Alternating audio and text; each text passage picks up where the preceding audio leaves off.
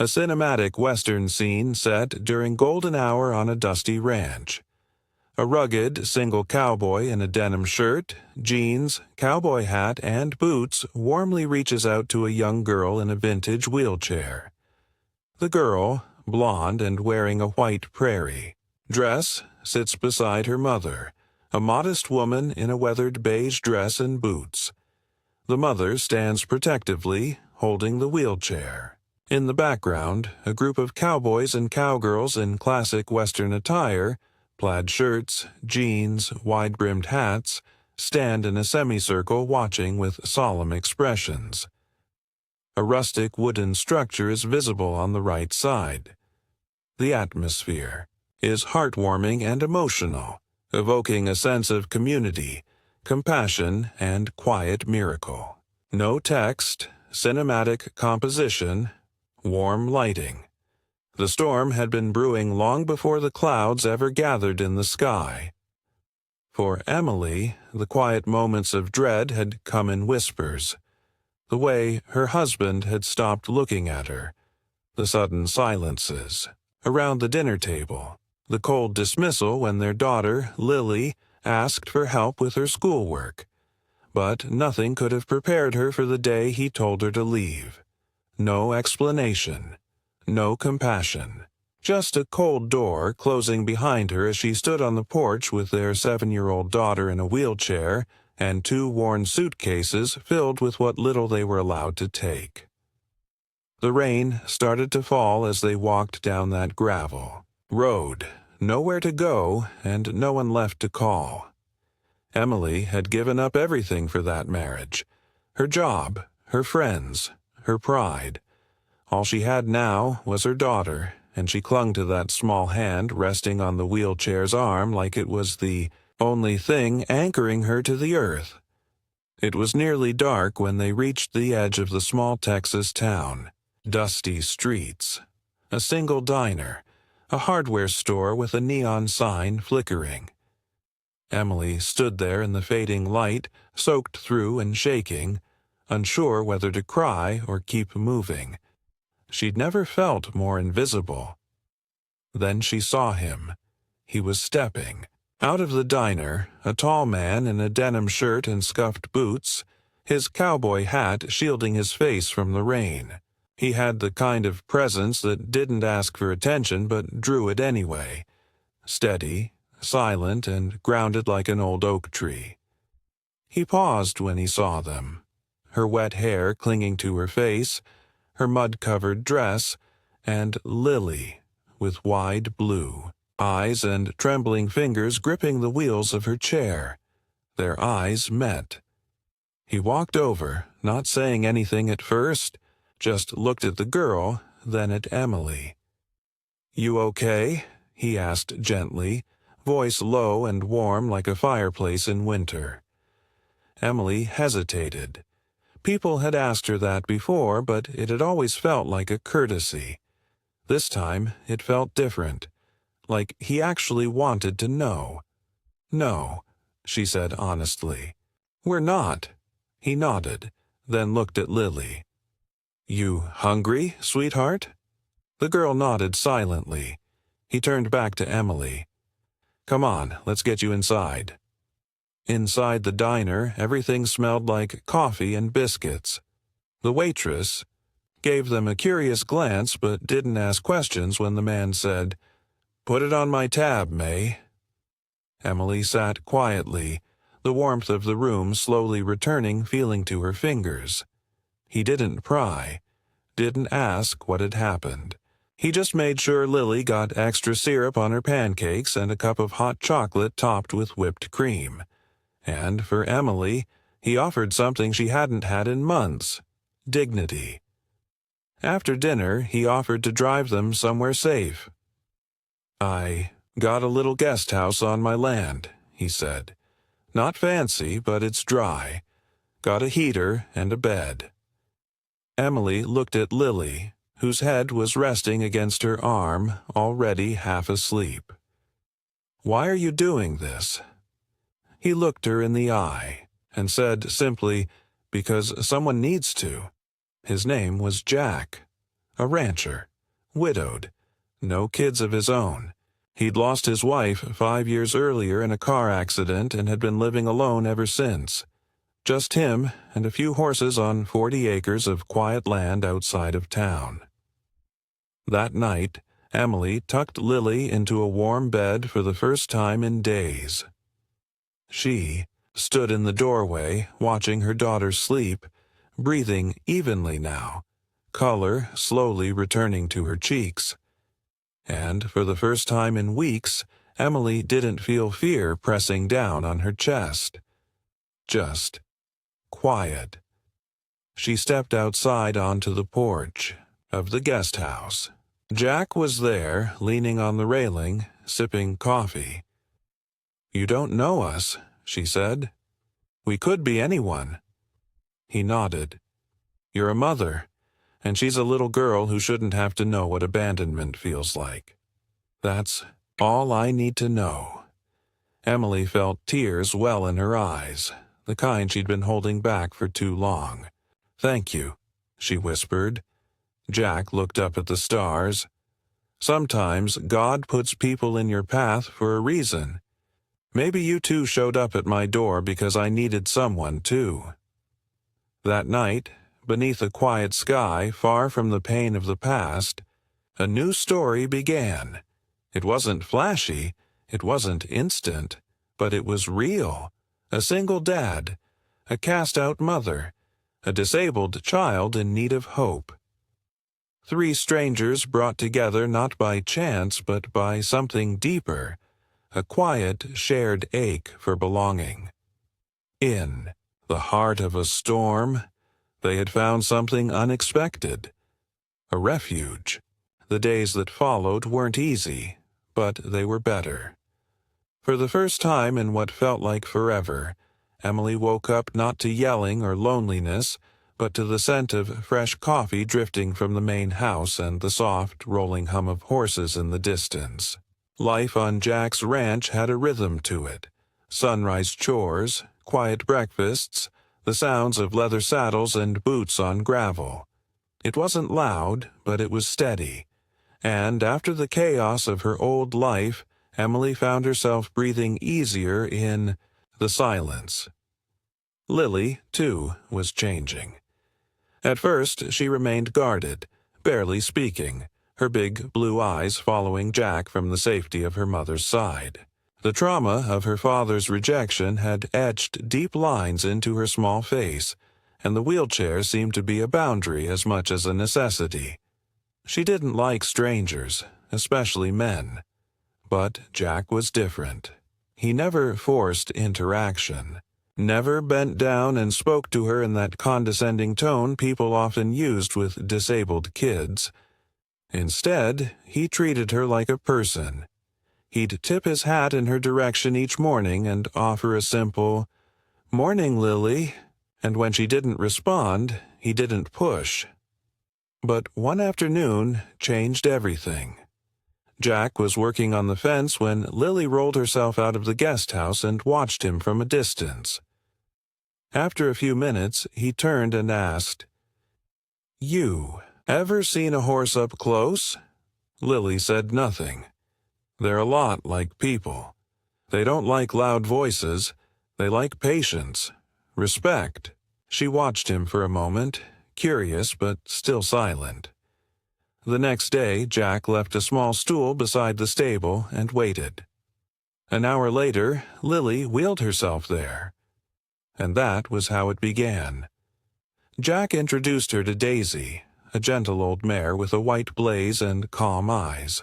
Slowly, over days and weeks, Lily began to talk. First to Daisy, then to Jack. She asked questions about saddles, reins, and what horses eat. Jack answered each one, careful never to overstep. He let her come to him. Emily watched the transformation with wonder and with fear. She knew what it meant to trust again, and she knew how badly that trust could be broken. Jack noticed her hesitation. One evening, as they sat on the porch watching Lily brush Daisy, he finally said, You're waiting for me to turn into him, aren't you? Emily looked at him, startled. What? Your husband, he said gently. You think one day I'll snap, change, hurt her, hurt you.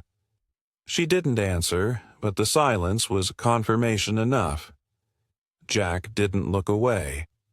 I won't, he said simply. And something about the way he said it, without bravado, without pleading, made her believe him. Days turned into weeks, and their makeshift family began to take shape. Emily started cooking dinner in the main house, something Jack hadn't tasted since his wife died. In return, he taught her how to ride, her first time on a horse since she was a teenager. Lily giggled from her chair, shouting, "Faster, Mama!" As Emily clung nervously to the reins, Lily had started smiling again, laughing even. Jack built her a small ramp on the porch so she could come and go as she pleased. He adjusted the kitchen sink in the guest house so she could reach it in her chair. Never made a show of it. Never looked for praise. When Emily asked him why he was doing so much, he just shrugged. She deserves to feel like she belongs here. And slowly, that's exactly what started to happen. One night after putting Lily to bed, Emily sat alone, under the stars. Jack joined her quietly, coffee in hand. She told me today, Emily said softly, that she thinks this place is magic. She said the stars are closer here. Jack smiled. She's not wrong. Emily looked at him for a long moment. You've given us more than shelter. You've given her something I couldn't. He turned to her, his voice low. You've given her love. That's more than most kids ever get. They sat in silence for a while, the sky above them wide and endless. Somewhere in the distance, coyotes howled and a horse snorted in the barn. I was so broken when we got here, Emily whispered. I didn't think I'd ever trust anyone again. Jack looked at her, not with pity, but with something gentler, understanding. Sometimes, he said, healing looks like building a new life from the ashes of the old one. She nodded, her throat tightening, and in that moment, something shifted. They weren't just strangers thrown together by tragedy anymore. They were healing. Together. Not because life had suddenly become easy, but because someone had chosen to stay, to care, to show up when it mattered most. And for the first time in a long time, Emily let herself believe that maybe, just maybe, this wasn't just a temporary home. Maybe it was the beginning of something real. Winter came quietly to the ranch. Frost curled around the window panes in the mornings, and the breath of the horses hung in the air like steam. Emily had knitted Lily a new blanket in soft lavender yarn, her daughter's favorite color, and Jack had fixed the heater in the guest house before the cold truly settled in. By now, the guest house felt less like a stopover and more like home. The suitcase Emily once kept half-packed, just in case they had to leave again, now sat empty in the closet, gathering dust. That, in itself, was a kind of miracle. But it was Lily who surprised them all. It started one afternoon as she sat in the stable brushing Daisy's mane. Jack and Emily were talking nearby when they heard her call out. "Mama, look!"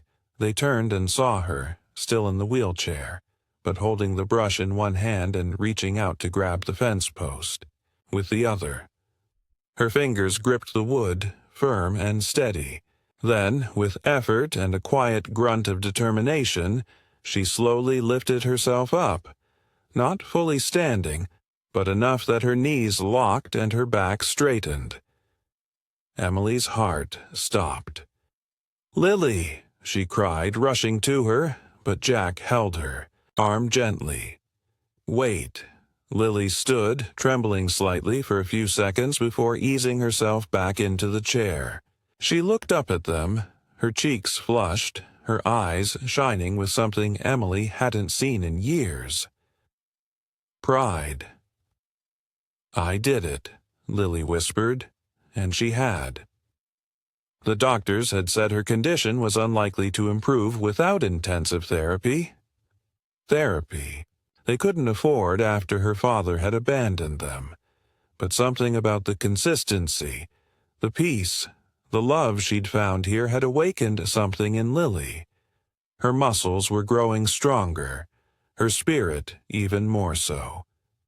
That moment became the first of many. Jack converted part of the barn into a makeshift therapy room. Emily found a traveling physical therapist in town who agreed to stop by twice a week. Lily worked harder than anyone expected. Her hands calloused. Her legs grew steadier. The girl who once cried every morning now woke up excited to face each new day. Jack, for his part, never missed a session. He cheered her on with quiet encouragement, always letting Lily lead the pace.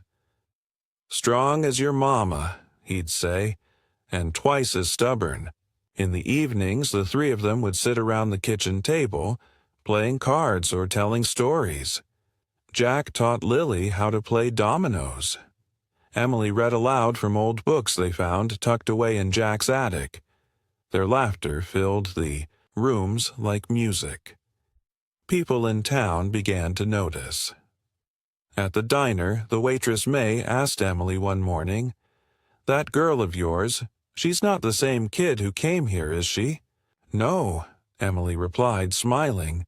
"She's not." "Neither are you." Emily thought about that for a long time. The woman she used to be, the frightened wife, the desperate mother, was gone. In her place stood someone new, someone braver, someone whole. And she owed that to Jack, to Lily, and to the quiet grace of this land that had taken them in like kin. One night, as snow began to fall gently outside, Lily surprised them both. "Can I say something?"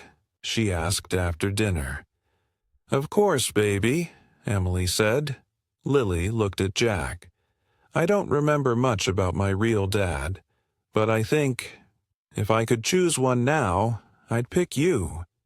The silence that followed was thick with emotion. Jack sat down his coffee cup, cleared his throat, and reached out to gently hold Lily's hand. "Well," he said with a soft smile, "I'd be the luckiest man alive." Tears ran silently down Emily's cheeks.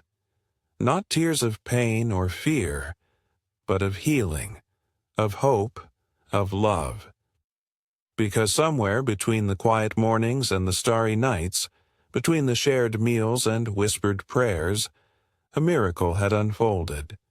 Not the kind you read about in books, but the kind that happens when people choose each other day after day. Even when it's hard, they weren't just surviving anymore, they were living. Lily would one day walk again. Emily would one day remarry. Jack would never be alone again. But those things, while beautiful, weren't the miracle. The real miracle was in the way they had stitched together the torn edges of their lives to create something new.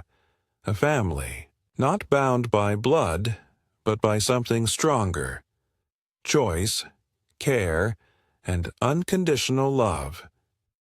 And every day, as the sun rose over the horizon and lit up the Texas sky, Jack would look at the two people he never expected to meet and whisper to himself, "This is what grace looks like."